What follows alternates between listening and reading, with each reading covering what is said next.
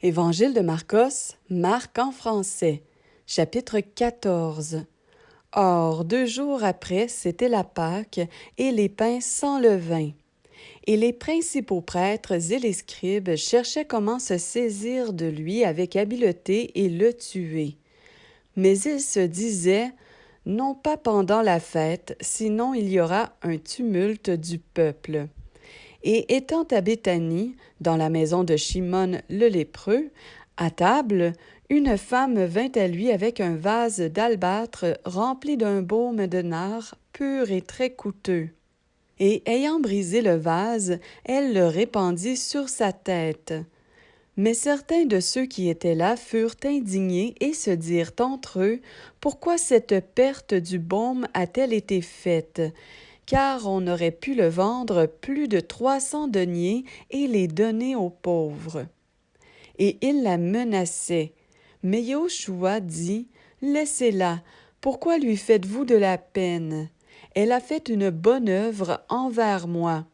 Car vous avez toujours les pauvres avec vous, et vous pouvez leur faire du bien quand vous voulez, mais vous ne m'avez pas toujours. Elle a fait ce qu'elle a pu, elle a d'avance embaumé mon corps pour la sépulture. Amen, je vous le dis, partout où cet évangile sera prêché, dans le monde entier, on racontera aussi en mémoire d'elle ce qu'elle a fait. » Et Yehuda Iscariote, l'un des 12, alla vers les principaux prêtres pour le livrer. Et l'ayant entendu, ils furent dans la joie et promirent de lui donner de l'argent. Et Yehuda cherchait une occasion favorable pour le livrer. Et le premier jour des pains sans levain, où l'on immolait la Pâque, ses disciples lui disent, « Où veux-tu que nous allions préparer pour que tu manges la Pâque? » Et il envoya 2 de ses disciples et leur dit, « Allez dans la ville, vous rencontrerez un homme portant une cruche d'eau, suivez-le.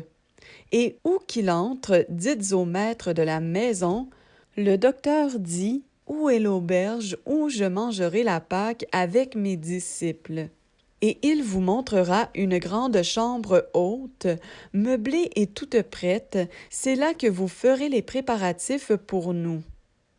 Et ses disciples partirent, arrivèrent dans la ville, et ils trouvèrent les choses comme il l'avait dit, et ils préparèrent la Pâque.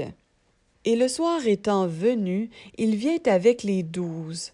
Et comme ils étaient à table et qu'ils mangeaient, Yehoshua dit, « Amen, je vous le dis, l'un de vous qui mange avec moi me livrera. » Et ils commencèrent à s'attrister, et ils lui dirent l'un après l'autre, « Est-ce moi? » Et un autre, « Est-ce moi? » Mais répondant, il leur dit, « C'est l'un des 12 qui trempe avec moi dans le plat. » En effet, le Fils d'humain s'en va selon qu'il est écrit de lui, mais malheur à l'humain par qui le Fils d'humain est livré.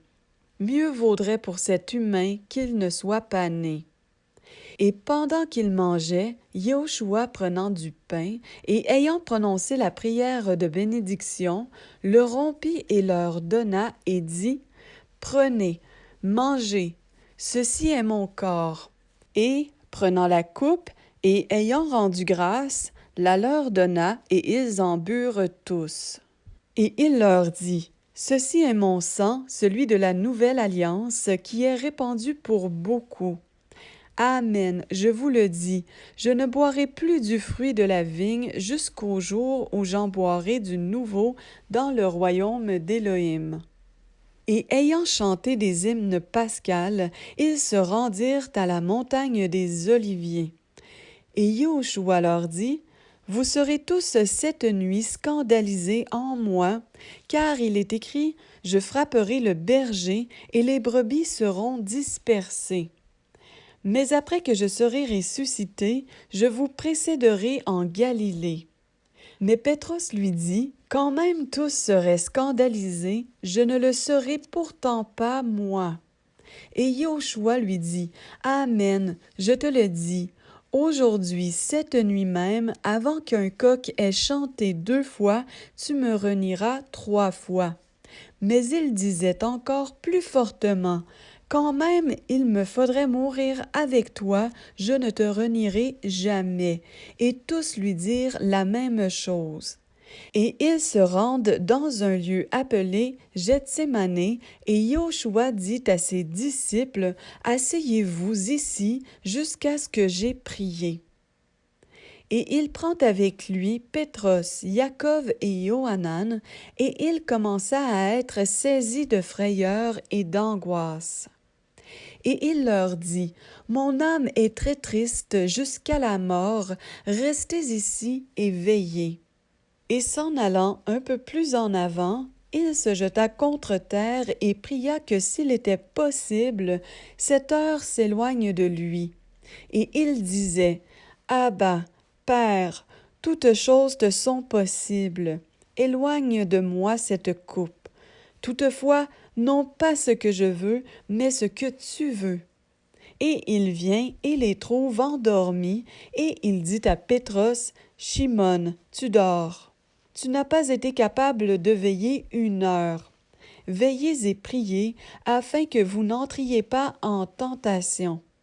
En effet, l'esprit est bien disposé, mais la chair est faible. Et s'étant éloigné de nouveau, il fit la même prière en disant les mêmes paroles. Et étant revenu, il les trouva encore endormis, car leurs yeux étaient appesantis. Ils ne surent que lui répondre. Et il vient pour la 3e fois et leur dit, dormez maintenant et reposez-vous.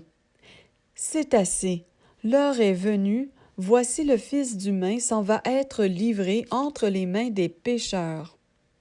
Levez-vous, allons-y.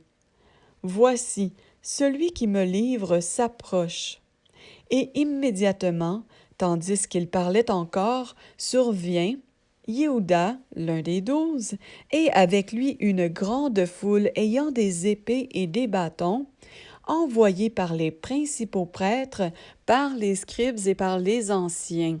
Or, celui qui le livrait leur avait donné ce signe. Celui que j'embrasserai, c'est lui. Saisissez-le et emmenez-le sûrement.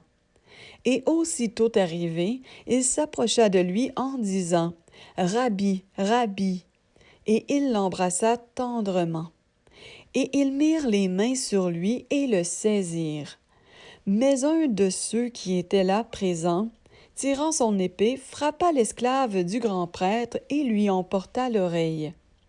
Et Yoshua, prenant la parole, leur dit, vous êtes venus comme après un brigand, avec des épées et des bâtons, pour m'arrêter. J'étais tous les jours parmi vous, enseignant dans le temple, et vous ne m'avez pas saisi. Mais c'est afin que les Écritures soient accomplies.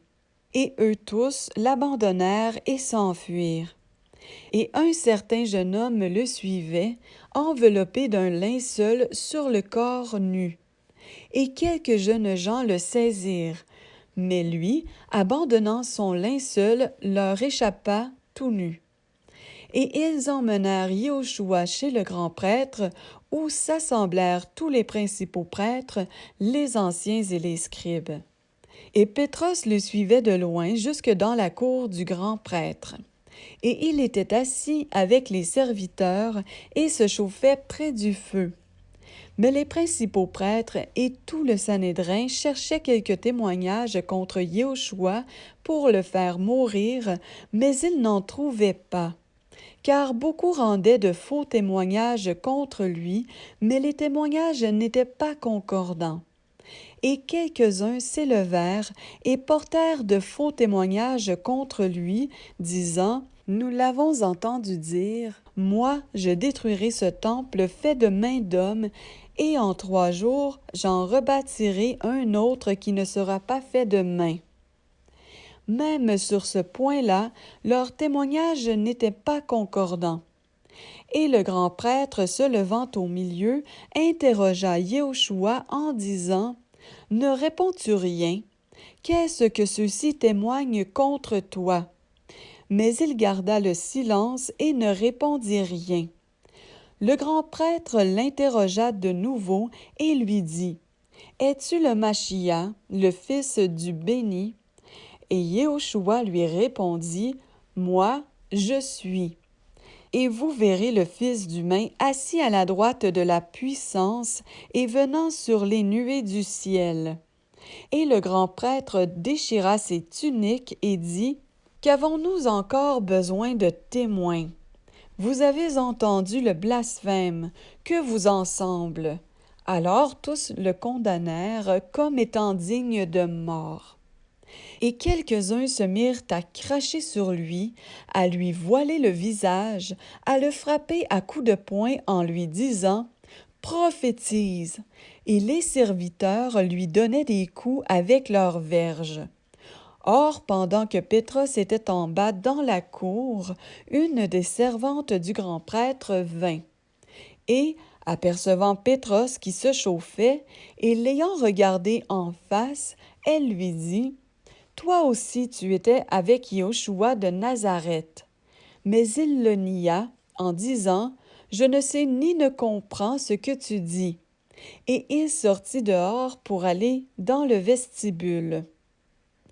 Et le coq chanta.